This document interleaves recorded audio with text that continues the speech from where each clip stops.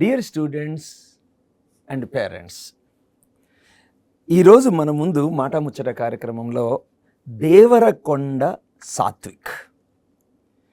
ఈ అబ్బాయి రీసెంట్గా తెలంగాణ పబ్లిక్ సర్వీస్ కమిషన్ వారు అనౌన్స్ చేసిన అసిస్టెంట్ ఎగ్జిక్యూటివ్ ఎగ్జామ్లో స్టేట్ థర్డ్ ర్యాంక్ వచ్చాడు. ఈ బాబుది ఎలక్ట్రికల్ ఇంజనీరింగ్ స్ట్రీమ్.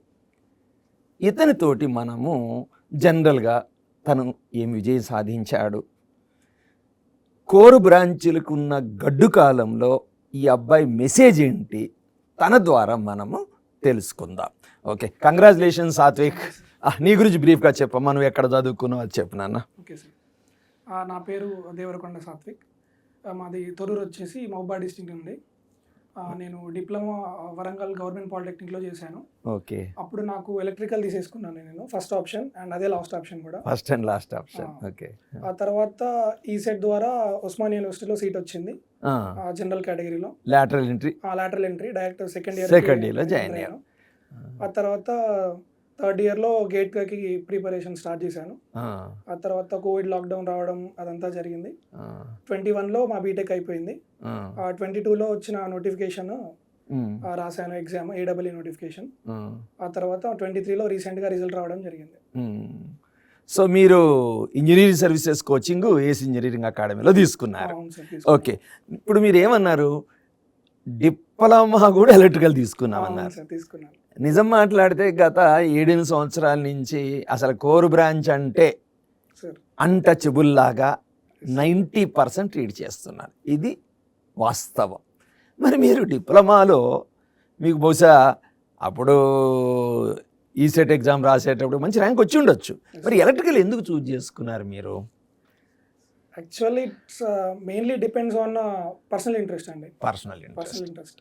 నీకు ఇంట్రెస్ట్ ఉండింది. అండ్ మా కజిన్స్ కానీ మా బ్రదర్స్ కానీ జనరల్గా they are in mechanical, civil, non IT branches ఉంటుండే. నాకు ఎలక్ట్రికల్ మీద ఇంట్రెస్ట్ ఉండింది. అండ్ మంచి ర్యాంక్ రావడం వల్ల నేను ఓన్లీ వన్ ఆప్షన్, వన్ కాలేజే పెట్టాను, ఎలక్ట్రికల్ ఇంజనీరింగ్. అది కూడా వరంగల్ పాలిటెక్నిక్ లోనే. అదే మహబూబాబాద్ కుర్రాడు అప్పట్లో, ఆ ఉమ్మడి వరంగల్ జిల్లా. సో ఎలక్ట్రికల్ నీ first option, electrical last option.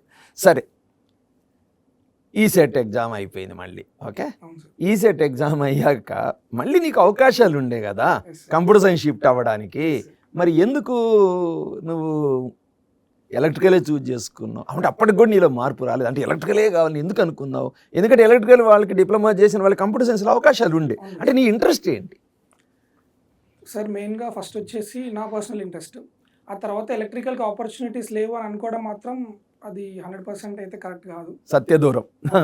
Electrical అంటే ఎలా ఉన్నాయి అనుకుంటావు? అంటే ఎలక్ట్రికల్ వాళ్ళకి ఏమేమి అవకాశాలు ఉంటాయి చెప్పండి సార్. ఫస్ట్ ఆఫ్ ఆల్ వచ్చేసి మనకి కోర్ ఏదైనా మనకి సెంట్రల్లో PSUs కావచ్చు, ఆర్ స్టేట్ గవర్నమెంట్ జాబ్స్ కావచ్చు. అదే జెన్కో ఉండొచ్చు, TGPSC ఉండొచ్చు, SPDCL ఎగ్జాక్ట్లీ ఇలాంటివి కావచ్చు. లేదా నెక్స్ట్ మేము చూసుకున్నంటే ఫ్యూచర్ ప్రాస్పెక్ట్స్.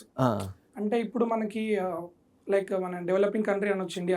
కరెక్ట్. సో మనకి ఫ్యూచర్లో చాలా టెక్నాలజీస్ వస్తున్నాయి. అవును, ఇప్పుడు చాలా దేశాలు ఇంకా చాలా రకాల టెక్నాలజీస్లో ఉన్నాయి. మనం ఇప్పుడే అవి అడాప్ట్ చేసుకుంటున్నాం.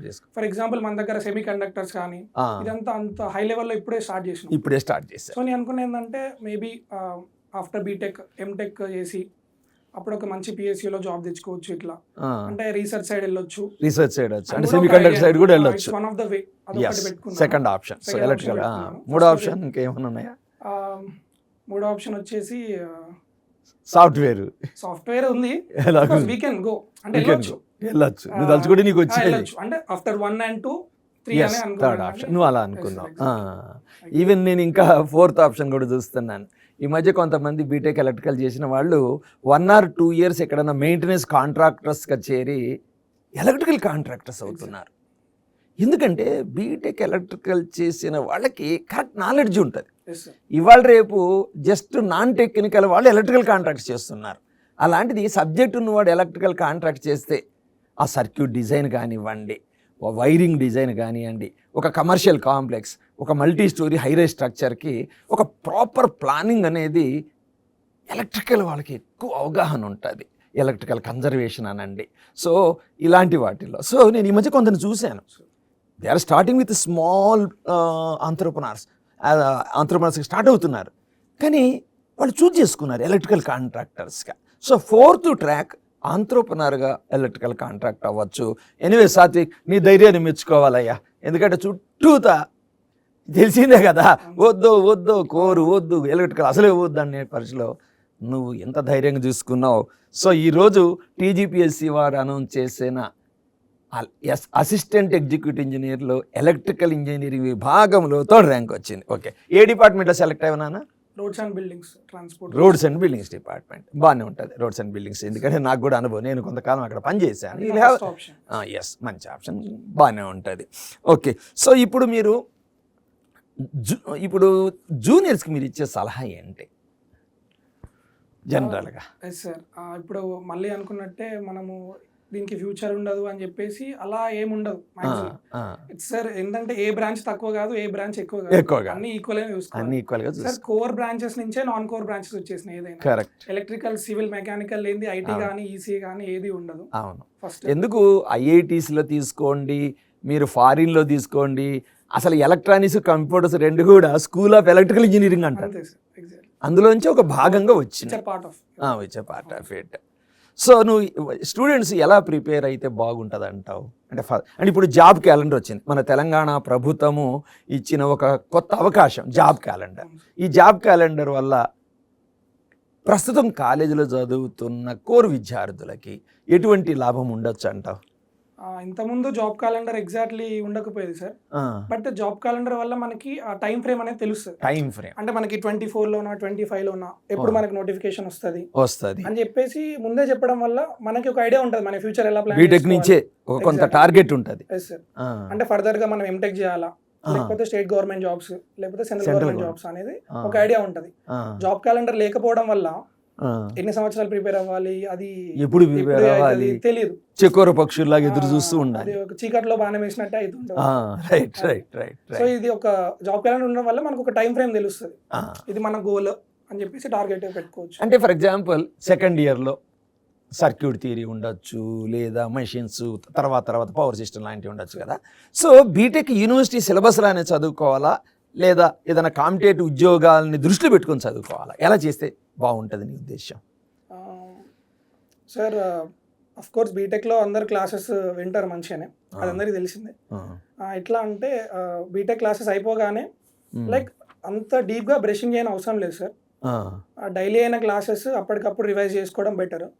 లేదు పక్కా కాంపిటేటివ్ ఎగ్జామ్స్కి ప్రిపేర్ అవ్వాలి అన్నప్పుడు మనము ఎంసీక్యూ టైప్స్ లో చదవాలి, మల్టిపుల్ చాయిస్ క్వశ్చన్స్ లాగా.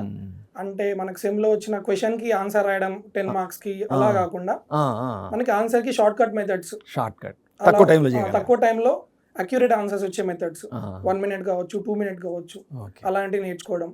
అంటే ఎంసీక్యూస్ చేయాలి అంటే ఏదో ఒక రెఫరెన్స్ గైడెన్స్ ఉండాలి కదా, ఏ బుక్స్ ఫాలో అయితే మంచిది ఎంసీక్యూస్కి?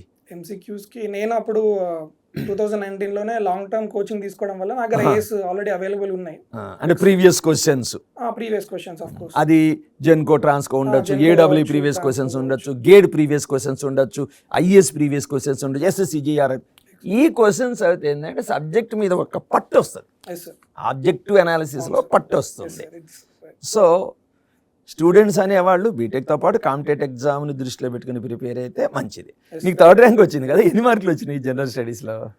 జనరల్ స్టడీస్లో ఎగ్జాక్ట్లీ తెలియదు, 110+ వచ్చాయి సార్. 110+ వచ్చినాయి. ఓవరాల్ ఎన్ని మార్క్స్ వచ్చినాయి చెప్పారా? ఇంకా చెప్పలేదా? జిఆర్ఎల్ వచ్చింది సార్. ఎంత వచ్చింది ఓవరాల్? ఎన్ని మార్క్స్ వచ్చినాయి మీకు? 357. ఏది అవుట్ ఆఫ్ 450? 357. దంచేవలేదు. అంటే ఫస్ట్ డివిజన్ లో 370 దాకా టచ్ అయినాయి, తర్వాత కీ రివైజ్ చేయడము కొంచెం పెరగడం తగ్గడం అనేది 357 ఫైనల్ గా అండ్. సో ఇప్పుడు ఈ జనరల్ స్టడీస్ కి ఎలా ప్రిపేర్ అయ్యారు మీరు? జనరల్ స్టడీస్ ఆఫ్టర్ బీటెక్ నేను గ్రూప్స్ అని చెప్పేసి అలా అనుకున్నాను sir. Actually within 6 months time frame లో గ్రూప్స్ నోటిఫికేషన్ వచ్చింది. At the same time AW and AE notification కూడా వచ్చింది. అది రాగానే ఏఈ టెక్నికల్ ఆల్రెడీ నేను గేట్ కోచింగ్ తీసుకున్నాను, అది ఆల్మోస్ట్ వచ్చేసింది. నేను ఇన్ని రోజులు బీటెక్ అయిపోయాక చదివిన జిఎస్ ప్లస్ కరెంట్ అఫైర్స్ కి యూట్యూబ్ లో క్లాసెస్ లాంటివి సప్లిమెంట్ చేశాను. ఎగ్జాక్ట్లీ. ఈ 150 మార్క్స్ జిఎస్ అది ఫోకస్ చేయరు చాలా మంది. చెయ్యరు. టెక్నికల్ 300 మార్క్స్ కదా అని చెప్పేసి ఎక్కువ దాని మీద ఫోకస్ చేస్తారు. కానీ ఇట్స్ లైక్ జిఎస్ లో ఈజీ మార్క్స్ వస్తాయి సార్. ఈజీ మార్క్స్ ఒక స్టేట్మెంట్ ఉండదు అనుకోండి, దాని గురించి మీద డైరెక్ట్ మనకి క్వశ్చన్ రావచ్చు ఎక్కువ శాతం. ఎగ్జాక్ట్లీ. ఏంటంటే ఇంజనీరింగ్ పిల్లలు అసలు జనరల్ స్టడీస్ పూర్తిగా వదిలేస్తారు. సో అలాంటప్పుడు జనరల్ స్టడీస్ 150 మార్కులు అంటే తక్కువేం కాదు. So daily suppose second third నుంచి కొంచెం న్యూస్ పేపరు ఇంపార్టెంట్ ఏరియాస్ చదువుకొని వీలైతే ఇప్పుడు హిస్టరీ జాగ్రఫీ ఇలాంటివి కూడా ఇప్పుడు క్యాంపస్ ప్లేస్మెంట్ సాఫ్ట్వేర్ కోసం కంప్యూటర్ సైన్స్ వాళ్ళు పాపం ఎంత కష్టపడుతుంటారు. రోజు hacker rank code chef lead code పాపం నిజంగా నిద్రలేని రాత్రులు చేస్తారు.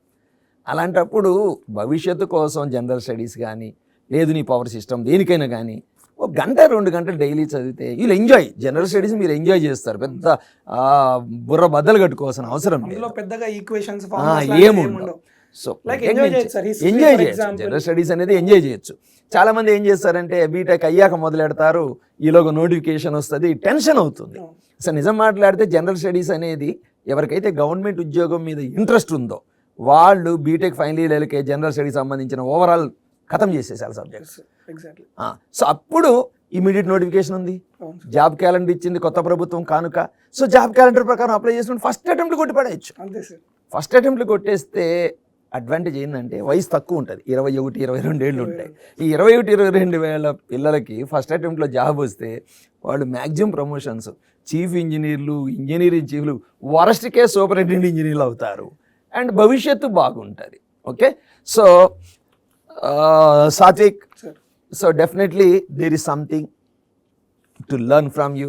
సో ఎలక్ట్రికల్ ఇంజనీర్స్ బీటెక్లో చేరపోయే వాళ్ళకి కానీ లేదా ఆల్రెడీ జస్ట్ కంప్లీట్ అయిన వాళ్ళ కాడి సాత్విక్ అడ్వైస్ కొంత తీసుకొని ఇప్పటి నుంచే బుక్స్ ముందేసుకొని స్టార్ట్ చేస్తే ఫలితాలు వస్తాయి. అంతేగాని నోటిఫికేషన్ వచ్చాక పుస్తకాలు తిప్పితే నోటిఫికేషన్ వచ్చాక ఎంత టైం ఉంటుంది? 2 నెలలు ఉంటుంది, మహా అయితే 3 నెలలు ఉంటుంది. ఆ టైం సరిపోతలేదు, ఎగ్జామ్ పోస్ట్ పోన్ చేసి మళ్ళీ ఇదొక లొల్లి. అందువల్ల జాబ్ క్యాలెండర్ ఇవ్వడం వల్ల హ్యావ్ అడ్వాన్స్ ప్రిపరేషన్, అప్పుడు మంచి ఫలితాలు వస్తాయి. జాబ్ రావడం ఒక ఎత్తు, అందులో ర్యాంక్ రావడం ఒక ఎత్తు. చాలామందికి తెలియదు, ఆ జాబ్ వచ్చిందని ఖుషి అవుతారు. అలా కాదు, మంచి ర్యాంక్ వస్తే గవర్నమెంట్లో రోస్టర్ అని ఉంటుంది, ప్రమోషన్స్ అన్ని ర్యాంకును బట్టి ఉంటాయి. సో ఈ బాబు నాకు తెలిసి డెఫినెట్గా ఈ అబ్బాయి చీఫ్ ఇంజనీర్ అవుతాడు, చీఫ్ ఇంజనీర్ స్థాయికి అవుతాడు. ఎందుకంటే 3rd ర్యాంకు, ఏజ్ పెద్దగా లేదు. సో మీరు ఎంతసేపు జాబు రావడమే కాదు మంచి ర్యాంక్ రావడం కూడా టార్గెట్ చేయండి, భవిష్యత్తు బాగుంటుంది. Thank you once again Satvik, okay, for coming here and anyway congratulations. Okay, God bless you.